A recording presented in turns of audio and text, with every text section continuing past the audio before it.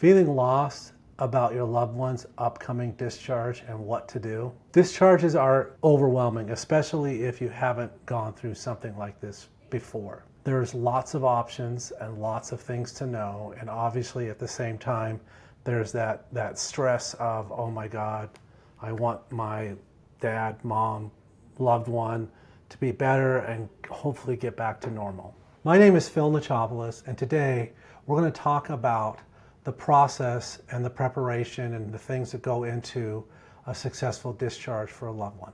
So the first thing you want to do is get educated. And the best thing you can do when you're getting educated is find someone that's going to educate you. In this case, we're talking about the medical professionals that are at the skilled nursing, the rehab, and or the hospital that your loved one is at. They will set up care conferences. It's very, very important that you attend care conferences. Also, there is strength in numbers because there's a lot of information that they're going to be throwing your way.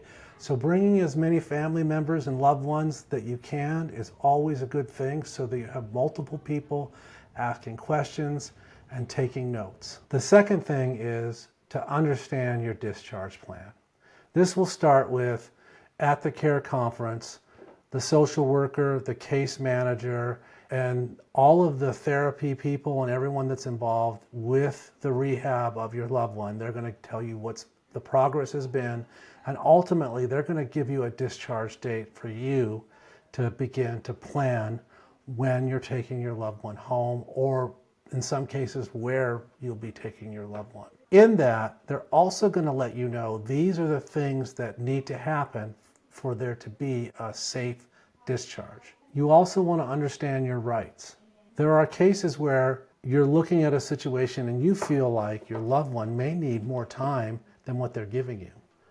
Or you may be in a situation where I need to get my house ready, or there's not a safe plan for that. There could be circumstances that lead you to want to push back maybe, and to ask for an appeal of that discharge. You do have the right, and what should have happened at the care conference and other dialogues with your social worker or case manager, that you have a right to appeal a discharge. The reason why this is because this discharge is predicated on what the Medicare and health insurance that you use guidelines are for them to continue to pay for your loved one to be in the skilled nursing, rehab, or hospital. You also want to discuss some of the challenges that you may have in the discharge. For instance, especially if a person is discharging from a skilled nursing or a rehab, they will not be the ones that are scheduling transportation to or back to your home. So that's something that will fall on you. You will need them to give you maybe a list of places to call, or somewhere to get an idea of who can get mom or dad home safely. Another thing that's very, very vital when discharging home is following up with a primary care physician and setting up a time within that week, that first week when the loved one comes home, to have an appointment with your primary care physician so that he can go over all of what has happened, look at the new medications, look at the notes that the therapists and doctors have said. So he is basically brought back into the fold, because when you're in a skilled nursing, rehab, or hospital, many times your primary care physician is not involved in any of that. So that is vital to have that follow-up. Number 3, know your care options.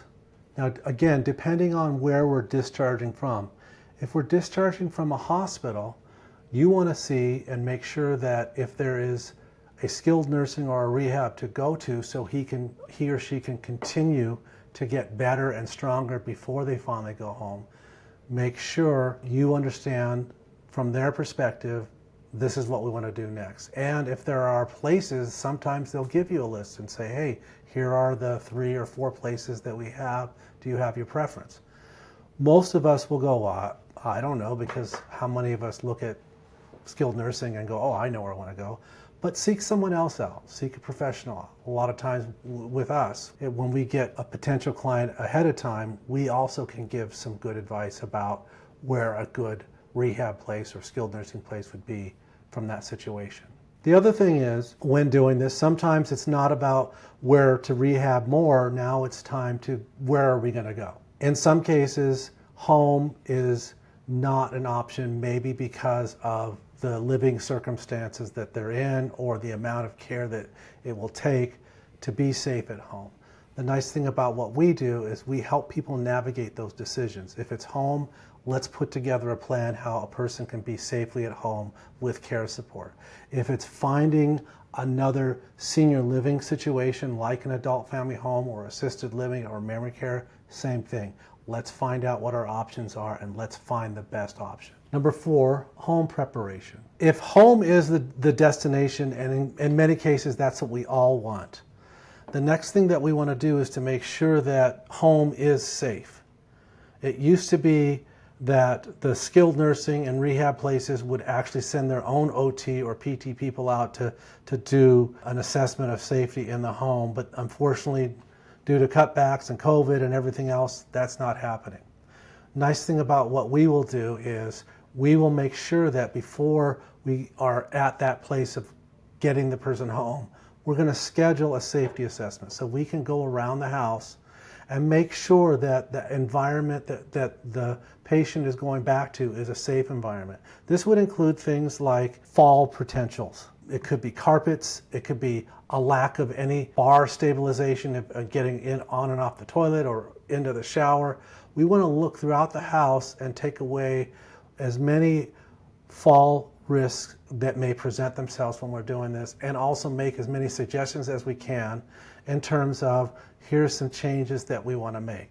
It could be the bed was a great bed, but now it's one of those big beds that's like, 4 feet off the ground, and with where our mom or dad is now, trying to get up to that bed or trying to get off that bed poses a risk. So how are we going to change that?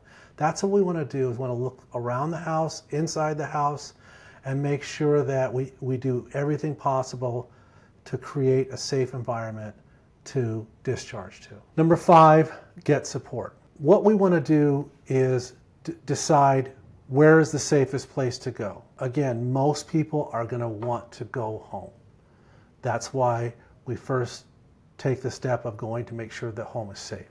Secondly, we want to make sure that we can schedule the right amount of care. Many times what will happen in a care conference and questions that need to be asked is this: is your loved one safe alone behind closed doors? The answer to that question will really help to determine the amount of care or the destination in some cases. Okay? And what that means is this: if they are a fall risk, meaning that if someone is not around them and the door is closed, they could fall and no one would know, then we need to mitigate that fall risk by one of 2 things. One is make sure we have a care team, that someone is there, in some cases 24/7. The nice thing about doing this stuff ahead of time and making sure that we're making a good plan is, some cases it's a combination.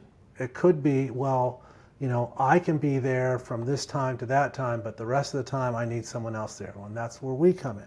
Well, we'll go ahead and take all those hours that someone can't be there and make sure we're there.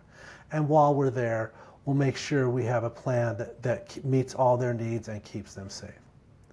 If it looks like the family cannot be a part of that and it's a 24/7 situation, then we have to decide, is 24/7 something that is maintainable?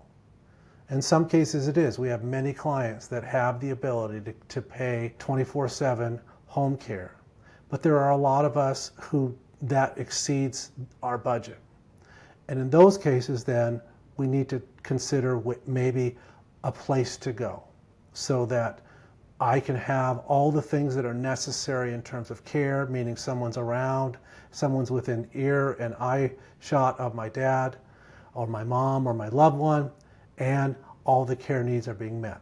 And that's where placement comes in. That's where we can put together a plan, find some places that we feel are safe and a good fit, and do some tours together to see if we find a good match for your loved one. If you're struggling to figure out which option is the best for you, home or placement, please go to our website, www.alwaysbestcaretacoma.com.